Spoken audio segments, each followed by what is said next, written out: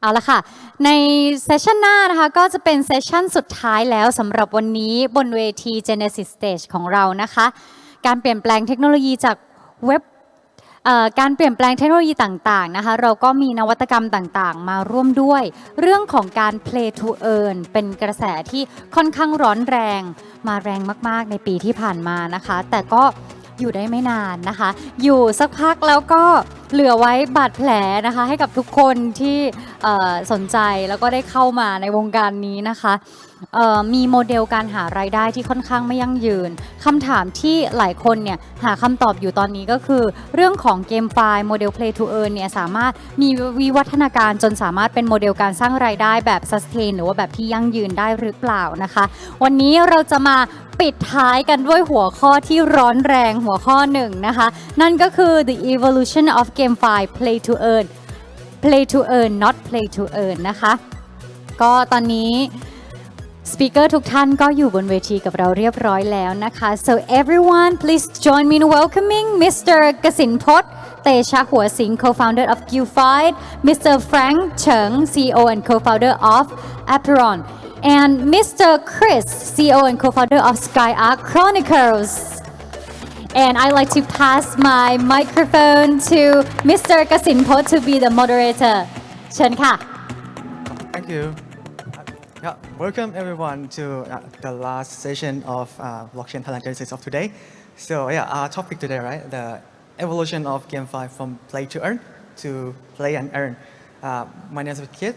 I'm one of the co-founder of GameFi, a gaming platform that has an aim to bring Web2 user to the Web3 gaming world. And we have our guests Frank from Apeiron and Chris from SkyArk. I would like you guys to briefly introduce yourself to our audience so that they know who you are and your background and what you do. Well, I'll head first. My name is Frank. I'm the co-founder and lore keeper of Apeiron and Funimakers. We're a blockchain game that's trying to build a god game and esports franchise on the platform. We've been in development for almost 7 years now, and we are very ready to launch and show our products. It's challenging times, but it's also times that we think will be great for innovation and testing. So very excited to share my experience here, and it's also probably my first time. My first time was just over there in advanced stage. It's very scary.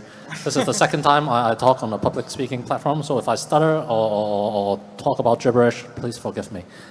But anyway, happy to share, and thank you, Kit, for popping my cherry. All right. Hey, hi. My name is Chris Ng. I'm the CEO and co-founder of SkyArk Chronicles. I came from a background of decades working in Web2 gaming, mobile free-to-play gaming. And 2 years ago, I was very interested in this space because I believe digital NFTs is something that we wish to, as a developer ourselves, wish to allow the players to own it. Despite whereby Web2, we actually don't allow any players that own NFT or any digital assets. So I believe this space will survive, and I'm very excited to join the space. Yeah, and that's why I came to here today to learn from everyone also. Yeah, thanks for your introduction. So I think before we begin the discussion, I think I would like to give a brief explanation for people who might not familiar with play to earn. So play to earn, we usually refer to the game with open economics, right? That users can actually exchange the in-game currency to the real world money. And this was a new phenomenon in gaming industry. It's the first time that user can exchange in-game currency into real money in the large scale. So it's a pretty good incentive to onboarding people to try the new games, but at the same time, it's a way of extracting value from the game as well. So imagine that the incentive runs out, like people just leave the game because if the game is not fun enough, you can see some example from many GameFi in the past that, at the start, the token price is pretty high, NFT price is pretty high, but at the end, when the incentive runs out, the game just lose the hype and lose the player as well. So, and now we have heard about play and earn and play and own, which is like the evolution of the new model that we think that it's going to be sustainable. So I would like to ask you guys, as the creator of the new NFT game, what your thought about this new model and how do you plan to make your game sustainable compared to the previous game? Chris, you want to go first?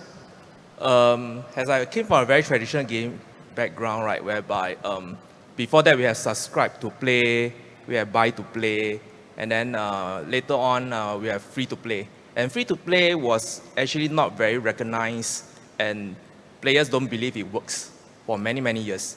Because players from PC and console, they disregard, they don't kind of believe that mobile gaming is true gaming. So I felt that this is the era whereby blockchain gaming came, whereby a lot of players, they don't believe blockchain gaming is true gaming, whereby they felt that it's really for the financial traders, the retail traders that trying to make another kind of hype for investment.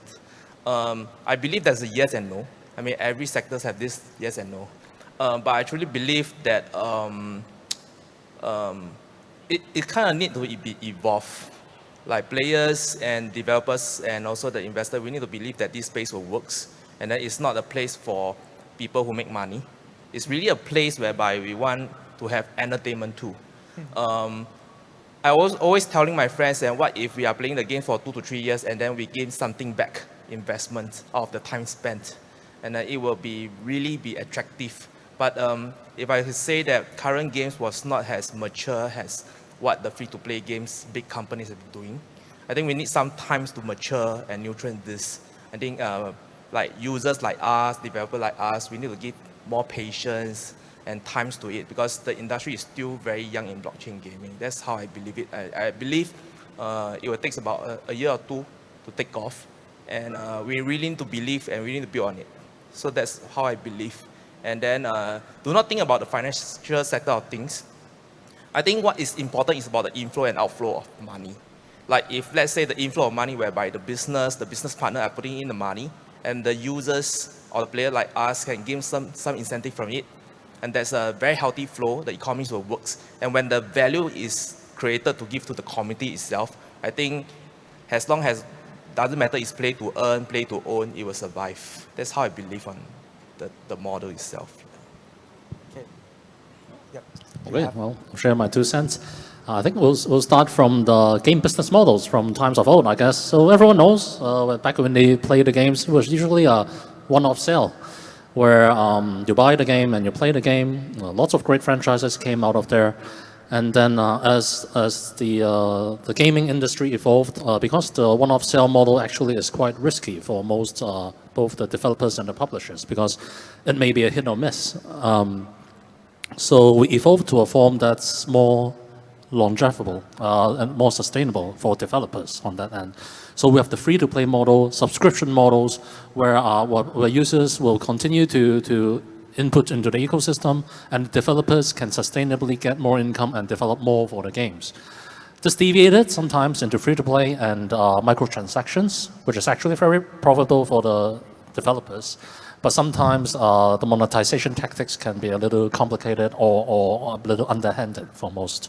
Now you see the Web2 gaming industry is evolving to a games as a service model, more subscriptions, more models that actually provide more long and lifetime value for the users.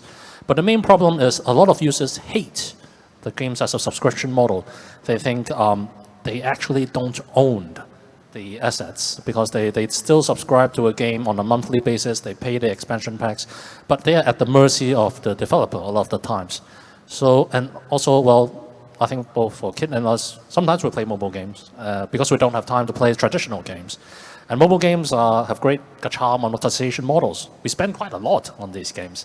But every time we quit, either we leave the account to someone else or there really isn't much getting back. But the idea of what if I spend so much and I can actually, well, sell some of it back for other players, this actually gave rise to a lot of integration with how NFTs should work, and thereby comes the NFT ownership. But for the NFT models, the gaming models early in the days, there was a great term, the play-to-earn term, which is great actually. It sells great. You can play a game and earn money. I mean, which kid or gamer would not dream about this? So it's attracted great traction, especially when it was coupled with the bull market of the DeFi economies. you gain on the side and the tokens are on the rise. It was a great dream.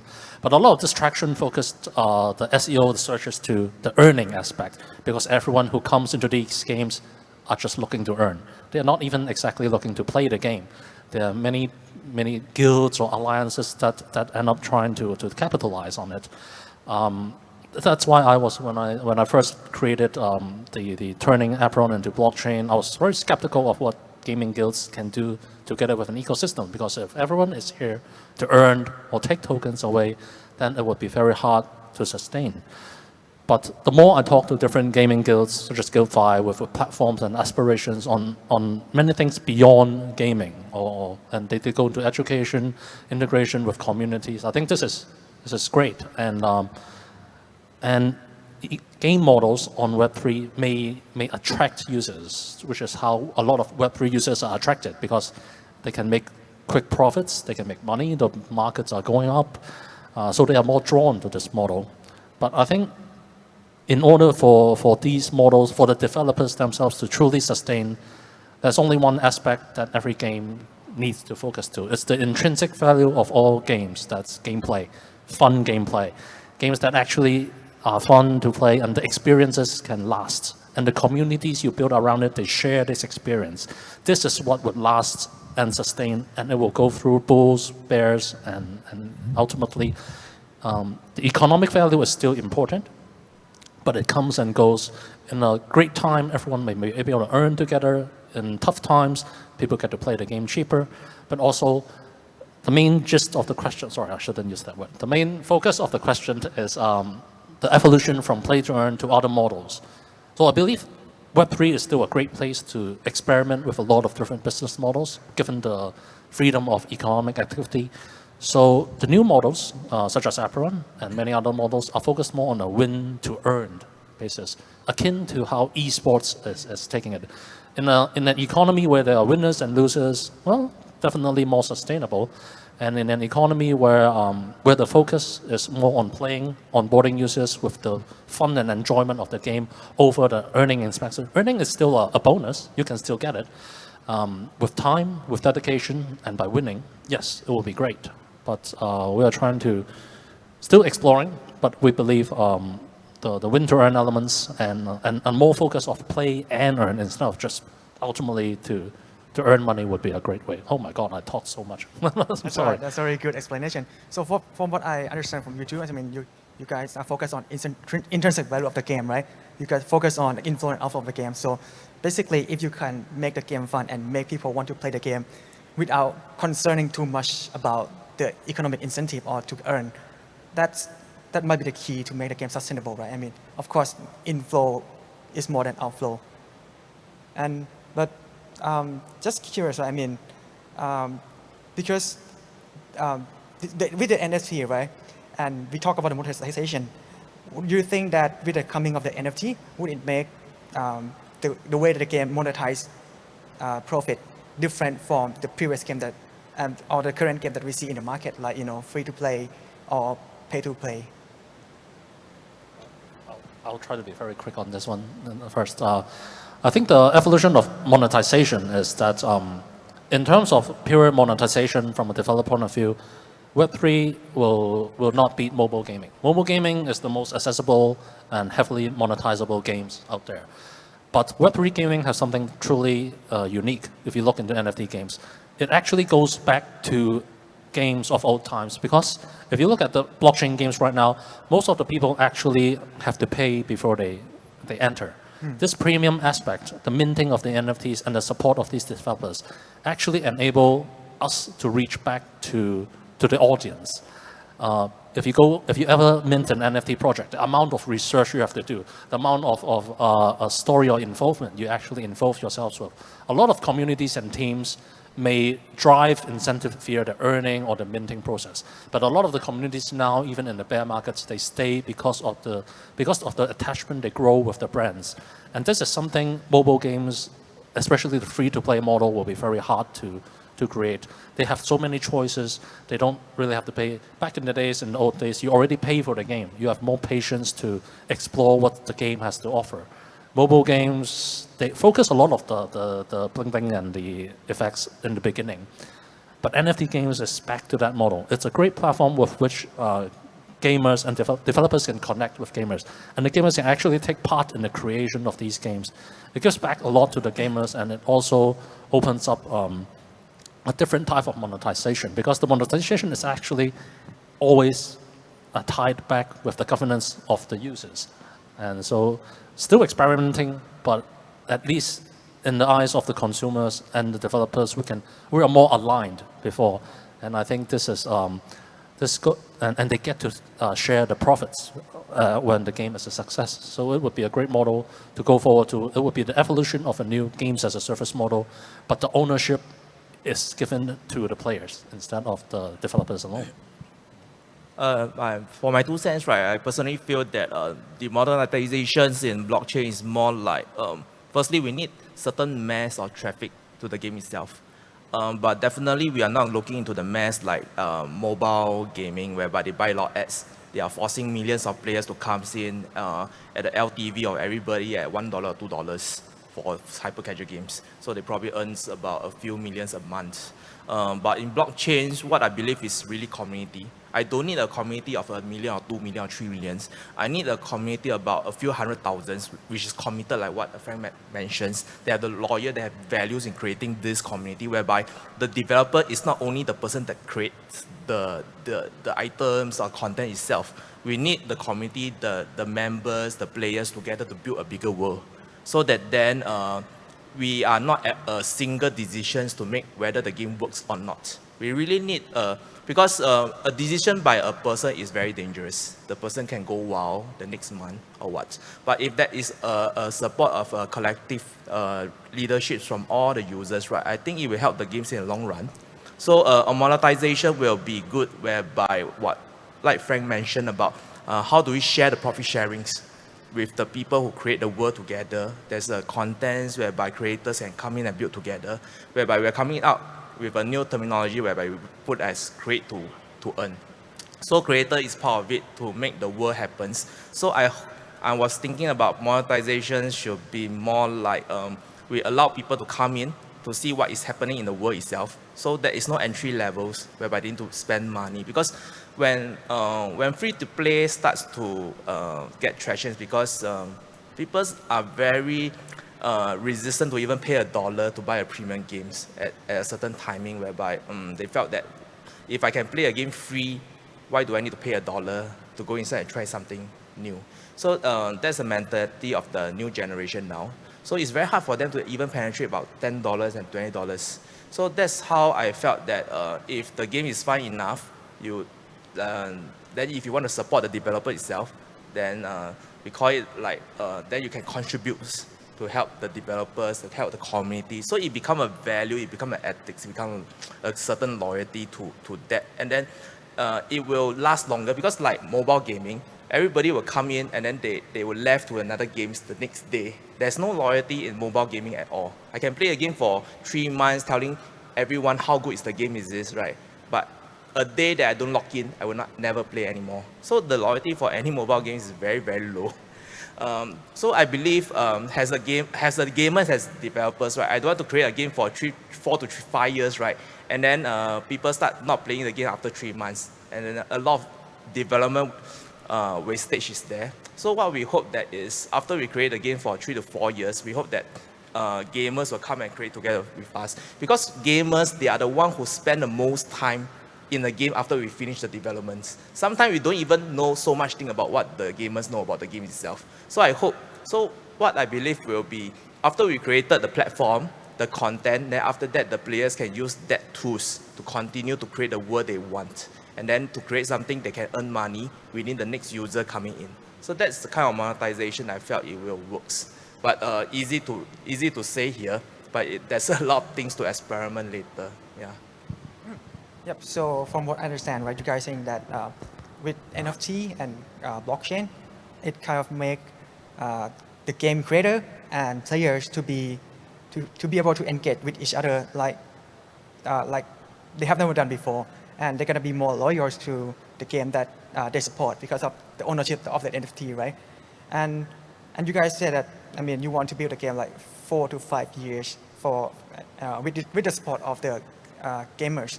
But just curious, I mean, because every game they have the life cycle, right? So even though you have some support from the players, but eventually, if the game reaches maturity, so the hype or the fun is gonna be get bored through time, right? So what do you think is the solution to this? Are you gonna, together with the community, launch a new gameplay, or is there any other model that you plan to, work together with the gamers in the long run? Probably I can start first. From background from doing mobile gaming, right, the content that we created, usually, like we use a year to create the content. Usually the players will use about a month to finish the content. So, and after a year of development, right, because of all the game balance is very saturated and it becomes not easy to even go deep way down. And then players will feel that it's very repetitively playing the same kind of content over and over again. They felt it's very tired and frigid to keep playing. So a reason why we do sequence like there is like probably ABC Series 1, ABC Series 2. So what I thought about this is more like what if you can play Mario like Mario Kart 1, 2, 3, 4, 5, 6, 7, 8, right? But if you're allowed to carry on the NFT Mario Karts, the car that you own, you won in the Series 1 and you can brought to Series 2, whereby Series 2, you couldn't find the car at all, but you need to go to Series 1 to play the games. So the kind of crossover NFT will probably help in this sequence. So that's why SkyArk Chronicles, before we come to the narrative, right, we have 3 games in lineup. So the first game, we expect people to play for probably a year, and then the life cycle probably going to end. So we introduce a second game. So whatever you get in NFT in the first game, right, you can brought over to the second game. So you don't waste any resource while you're playing the first game. And then whichever tokens or whichever airdrops you have earned that, you can always carry to the second games. So we carry on that kind of legacy from one game to another. So I believe that will make players felt their effort is not wasted. And then people who don't know about the first game while they are playing the second games, right, they want to get certain accessories from like they saw someone with the special accessory, they will be very curious about, hey, how do you find this? Or you probably can go back to the first game and revisit the game again. So with that, there is a cross content whereby players can go around this world. So I believe that might be working for the next few year narrative for our, yeah, that's how I believe. Well, for longevity of the games, would go back to the more fundamentals of the games for myself. The moment we started the company, we were not thinking about just creating a game. The whole reason I founded the company was actually when I was playing a lot of mobile games. I found a lot of the mobile games actually had a great potential. I played a lot, paid a lot, but ultimately they seem to be more keen to reskin into another game and work from there. From a developer perspective, yes, it's more cost efficient. But as a gamer, I always find it lacking. I always wanted to, why not they try to complete the game and do it? But of course, after being a developer myself, I know, oh my God, well, not everyone can be World of Warcraft. And even with World of Warcraft, the amount of expansions and the late games, the reception will still die down no matter what. I mean, the fervor is there. But how do you evolve from there? There goes a more franchising element for games.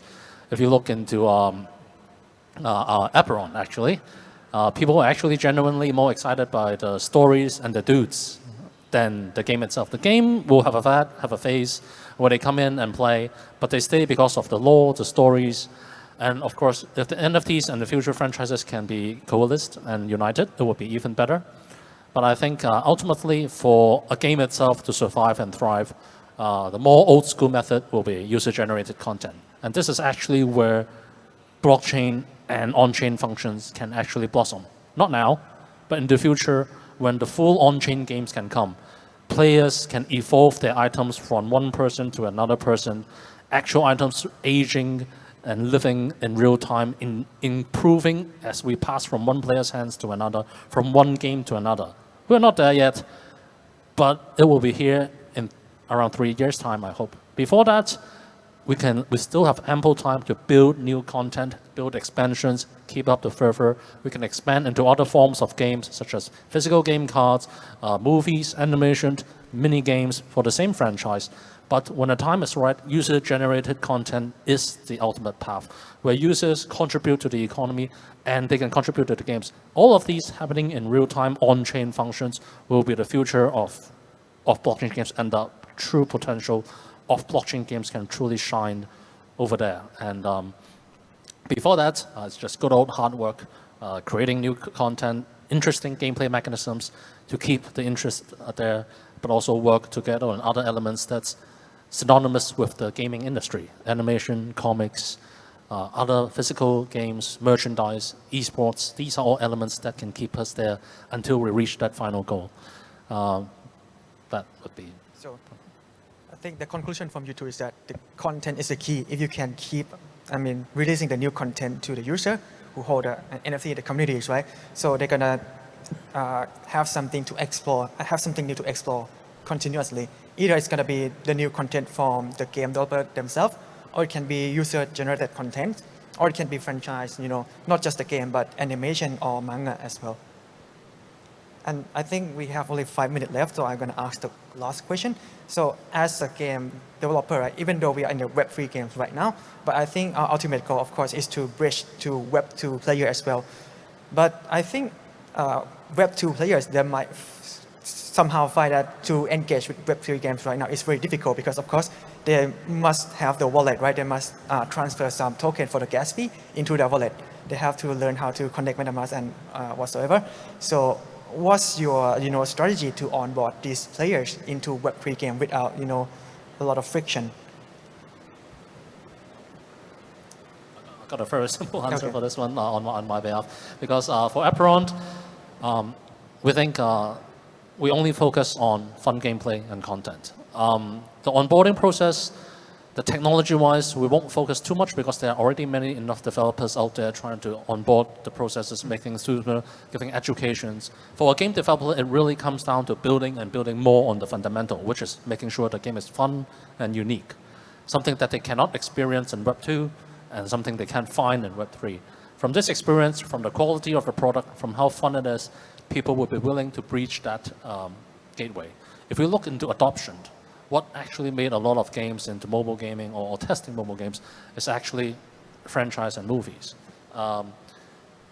This is having a great story is actually the best way to move people across different mediums.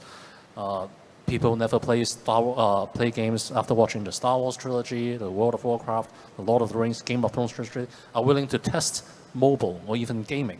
This is actually one of the ways with which we want to try to reach out to more the users and not exactly the gamers. I think gamers are separated in two crowds: really hardcore gamers who despise mobile games, despise NFTs. They will change in time, provided with the quality. But there's a huge user base out there, which the mobile market absolutely tapped into, are gamers who never really tried the games in the first time, and that's what gave birth to the mobile boom because of the ease of accessibility of the mobile game, of the mobile device. So. But still, I think the ultimate adoption comes in the form of great stories, actually, just purely that from my end. For SkyArk Chronicles, right, we never really tell the narrative whether we are Web 2 games or we are Web 3 games. Because while players trying to log in the games itself, right, we allow them to use any social medias to log in and then also create accounts with us. So we want to let everything happen more on off-chain, because we don't want to have users to incur unnecessary gas fee. While doing gas fee, they are also having this performing loadings, whereby players do not have this threshold to wait for things happening. And then they are afraid that while waiting, they lost something in transitions. So a lot of things is happening in the in-game server itself. So players might not even know that they are playing a Web3 games most of the time, because we don't want to give the kind of narrative whereby to players, or you are coming in to earn money. But no, like Frank says, we are coming here to have entertainment here, while not about earning any money from financial.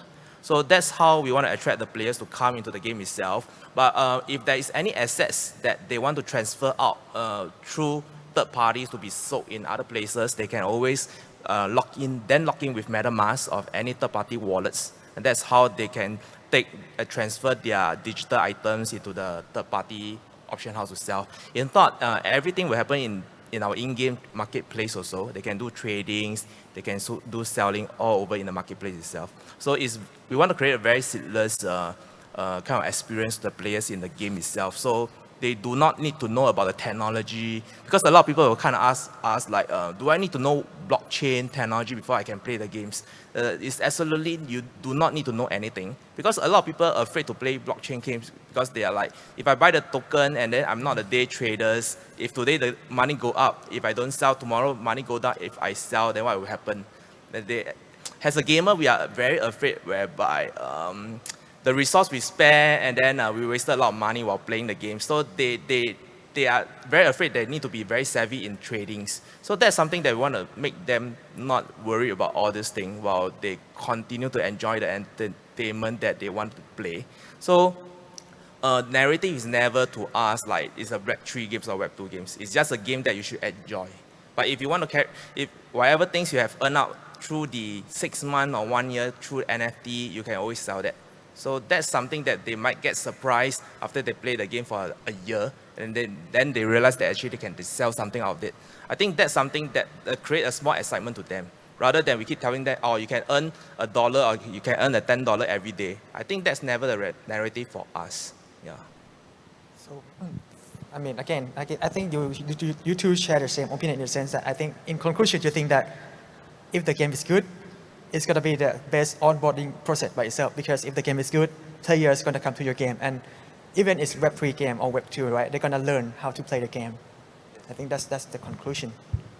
And yeah, and I think we are running out of time, but just want to give you the last minutes to talk about your game, because you are launching the game pretty soon, right? Both of you. So yeah, just tell our audience about the upcoming games that you're going to launch. I'll be quick on this. I swear. So yes, after almost 7 years of development, we're finally ready to show the world what we've been doing. In December, our demo will be out. You'll be able to experience the battle side of Apeiron, and we'll have a lot of events to come. The community will take a big part of it. And then in Q1 next year, probably around February, the full game will be ready to launch. And we'll be very excited to try and to get more reception from the community, and to try to work on a way with which to test our projections of what a good blockchain game can do, and show the world. Hard to say what from that. But anyway, yeah, thanks. Yeah, we came to a few exhibitions. Like today, we actually try to gather more pre-registration people to come and test our alpha builds in early Q1. Because while we believe good games will need a couple of months to do the balancing in the game itself, especially for blockchain, where it evolves real economies. So we need times to actually tune. But we'll be releasing the first game in about Q2 next year. And then we are target to do a pre-alpha for our second game in Q3. We're developing 2 games together with the team. So I believe next year will be a very exciting year for us. Although the market is not very healthy to us, but we believe as a builder with us, right, we are not building according to the pace of the economy. We are building the pace of the gamers. As gamers still wanted to play games every day. So I believe there will be people want to play blockchain games next year. So it will be a good year for us to introduce more blockchain games than next year. Yeah. Okay. Yep. Time's up. Thank you guys very much for Thank you, sharing Ken. your insight with us today. Thank you, everyone. Thank you. Thank you.